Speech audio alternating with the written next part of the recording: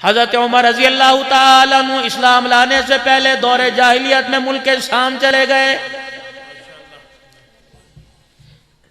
شام کی منڈی میں حضرت عمر رضی اللہ تعالیٰ عنہ سے کسی آدمی کا جھگڑا ہو گیا. اتفاقاً اس آدمی کو مارا. حضرت عمر رضی اللہ تعالیٰ عنہ نے اس کا انتقال ہو گیا. میں بھی انشاءاللہ اگلے مہینے جا رہا ہوں 4 تاریخ کو شام. اللہ اکبر. دعا فرمائیے اللہ ثانیہ فرماوے. انتقال ہو گیا. حضرت عمر رضی اللہ تعالیٰ عنہ بچ بچا کے وہاں سے دوڑے. سارے شامی آپ کے پیچھے پڑ گئے. ہٹو بچوں کا اعلان ہونے لگا. حضرت عمر رضی اللہ تعالیٰ عنہ فرماتے ہیں کبھی اس بازار میں, کبھی اس گلی میں, کبھی اس محلے میں کوئی مجھے پناہ دینے کے لیے تیار نہ ہوا. ایک چرچ کے پاس سے, ایک معبد خانے کے پاس سے جب میں گزرا, ان کا سب سے بڑا راہب, سب سے بڑا عبادت گزار دروازے کے پاس کھڑا تھا. مجھے دور سے آتا دیکھا اور مجھے دیکھ کے ہاتھ کا اشارہ کر کے کہنے لگا اندر آ جا. اس نے دروازہ کھولا, میں اندر گیا, اس نے دروازہ بند کر دیا. پیچھے شامی لوگ آئے اور کہنے لگے ہمارے پوپ, ہمارے راہب بتا یہاں تجھے کوئی نوجوان تو نہ ملا؟ کہنے لگا آگے جاؤ, آگے جاؤ, یہاں اس کا کیا کام ہے؟ سارے علاقے والے جب آگے چلے گئے, حضرت عمر رضی اللہ تعالیٰ عنہ کہتے ہیں وہ راہب اندر آیا, وہ بزرگ اندر آیا اور میرا چہرہ دیکھ کے کہنے لگا مجھے اپنا ہاتھ دکھا. جب میں نے ہاتھ دکھایا کہنے لگا مکے کے رہنے والے ہو؟ میں نے کہا. کہ تیرا نام عمر ہے؟ میں نے کہا ہاں. کہ جلدی سے کاغذ قلم لے کے آیا. کہ اس کاغذ قلم پر اپنے ہاتھ سے لکھ دے, اللہ جب تجھے پوری دنیا پر حکومت عطا فرمائے گا تیری فوجیں ملک شام پہ حملہ کریں گی اور ملک شام کو فتح کر لیں گی. اپنی فوجوں سے کہہ دینا خبردار اس کے چرچ کو اور اس کو کچھ نہ کہیں. اگر میں زندہ رہا میری حفاظت کی. اللہ اکبر. مجھے امان دینے کی ذمہ داری آج اس کاغذ کے اوپر لکھ کے چلا جا. حضرت عمر کہتے ہیں مجھے اپنی جان کی پڑی ہوئی تھی, وہ کہہ رہا تھا لکھ کے دے, اور میں نے کہا بابا میں عمر ہوں. کون عمر؟ منبر پر آ کر بیٹھ گئے. 22 لاکھ مربع میل کا حکمران ہے. نظر پڑی جناب عبد الرحمن بن عوف رضی اللہ تعالیٰ عنہ پر. عبد الرحمن ذرا ادھر آ جاؤ. جناب عبد الرحمن بن عوف رضی اللہ تعالیٰ عنہ کو بٹھا لیا. کہنے لگے سارے مدینے والے آ جاؤ, سارے گھروں محلہ والے آ جاؤ, مسجد نبوی میں جمع ہو جاؤ. لوگ دوڑتے بھاگتے آئے, پتہ نہیں کہیں سے دشمن نے حملہ کرنے کا اعلان کر دیا. جناب عمر رضی اللہ تعالیٰ عنہ نے منبر پر اپنے سامنے سب کو بٹھا لیا. فرمانے لگے او لوگو, میں بڑے غریب سے گھرانے کا بیٹا تھا. اللہ اکبر.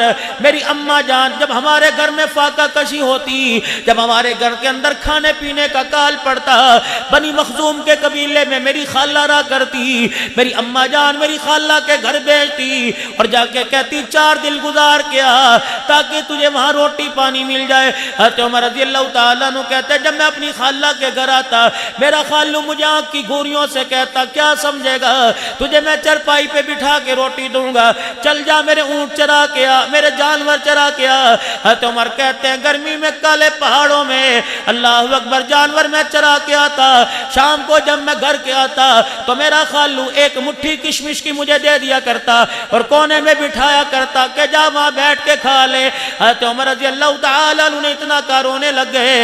اتنے میں اذان ہو گئی. اللہ اکبر. صحابہ اکرام صفے باندھ کے بیٹھ گئے. جناب عمر رضی اللہ تعالیٰ عنہ نے نماز پڑھا دی. عبد الرحمن بن عوف رضی اللہ تعالیٰ نماز کے بعد جناب عمر رضی اللہ تعالیٰ عنہ سے کہنے لگے عمر خدا تیرا بھلا کرے, اپنے گھر کی آپ بیتی اپنی غریبی سنانے کے لیے ہمیں یہاں اکٹھا کرنے کی کیا ضرورت تھی. عمر کوئی اپنے گھر کے حال بتاتا ہے. عبد الرحمن بن عوف کا ہاتھ پکڑ کے دوبارہ منبر پر لے آئے. فرمایا قسم اللہ کی یہ بتلانا ضروری نہیں تھا بلکہ اپنے آپ کو سمجھانا ضروری تھا.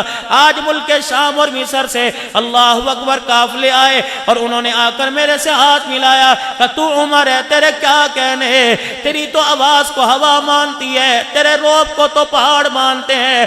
اللہ اکبر. ایسی حکومت کر رہا ہے, تیرے عدل و انصاف کے ڈنکے تو پوری دنیا میں بجتے ہیں. فرمایا جب لوگوں نے مجھے اٹھایا تو میں نے اپنے دل کے اندر جھانک کے دیکھا, میرے دل کے اندر یوں میں آنے لگی. فرمایا عمر اوقات کے اندر ہے, اس لیے منبر پر آ کر میں نے اپنا آپ بتا دیا. عمر آج تو 22 لاکھ مربع میل کا حکمران بنا.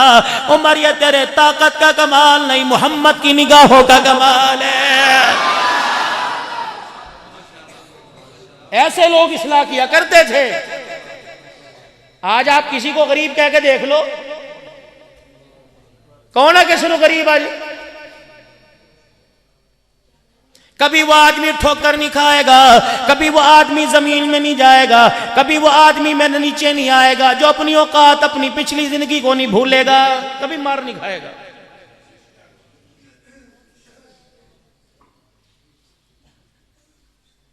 اپنی آپ بیتی بتاؤں. مولا عبدالواسع صاحب میرے انگن سے واقف ہے کہ 3-4 سال ہوئے اللہ نے اتنا عروج عطا فرما دیا.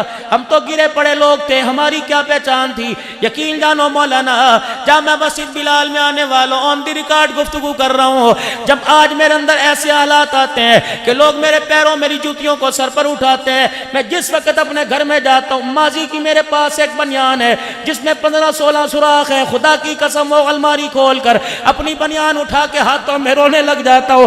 عبدالحنان, آج اگر اللہ نے تجھے درود دے دیا, آج اللہ نے تجھے آج اللہ نے تجھے مقام دے دیا, یہ سارا حضور علیہ السلام کی ثناخوانی کا صدقہ ہے. تو آج بھی نبی کا مراسی, کل بھی نبی کا مراسی تھا. رب کعبہ کی قسم ہے, آج تیرے کپڑوں کی خوشبو سے لوگ متاثر ہوتے ہیں, کل تیری پھٹی ہوئی بنیان تھی, آج اللہ نے تجھے بلند کر دیا. خدا کی قسم یہ حضور کی ثناخوانی کا کمال ہے, کبھی نہ بھولنا. میں تو اللہ کی ذات کو ہے, تکبر تو وہ کر سکتا ہے, تو میں کون ہے کس کھیت کی مولی.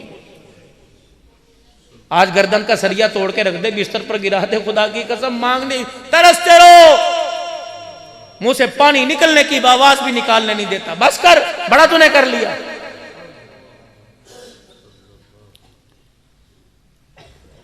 کبھی اپنی کیفیت کو, اپنی پچھلی زندگی کو نہیں بھولنا. اور اللہ جتنا عروج عطا فرما دیں, کبھی اپنے غریب رشتہ داروں کو نہ بھولنا. یہ رائے ایونٹ کے دوسری نشست کی اجتماع کے بعد میں حویلی میں اللہ والوں کے سامنے اس وقت مرتبہ مجھے بڑا موقع ملا. مولانا ملاٹ صاحب کی گود میں کافی دیر سر رکھ کے لیٹا رہا. ابراہیم داولہ صاحب کافی دیر تقریباً 20 منٹ تک مجھے دعائیں دیتے رہے. مولانا فاروق صاحب کے ساتھ بیٹھ کے دودھ پینے کا مجھے شرف حاصل ہوا. رات وہاں مہمانوں میں گزاری. عبدالباسط صاحب بتاؤ, اللہ کا فضل ہے, بڑائی کی بات نہیں کرتا. مولانا انعام الحسن صاحب رحمت اللہ علیہ کے پوتے سے جب مل کے مولانا زہیر الحسن, مولانا زبیر الحسن کے بیٹے سے مل کے نکلا, میں نے کہا حضرت جی ہم آپ کے دادا کے مرید ہیں, کوئی نشانی دے دو. آپ نے مجھے تسبیح دے دی. یقین جانو جب میں باہر نکلا, اس حجرے سے بڑے بڑے اللہ والے نکل کر ننگے پیر میری گاڑی کے پاس خدا کی قسم آ کے کھڑے ہو گئے. کہنے لگے مولانا جب آپ سے ہاتھ ملائے اس وقت آپ کا تعارف نہ تھا, یہ تو مولوی زہیر نے آپ کا تعارف کرایا. ساری دنیا انڈیا والوں کو سنتی ہے, انڈیا والوں کے گھرانے اللہ والے تیرے بیان کو سنتے ہیں. کہنے لگے ہماری گھروں میں عورتیں آپ کو سنتی ہیں, اب مصافحہ کرو. ننگے پیر علماء کرام.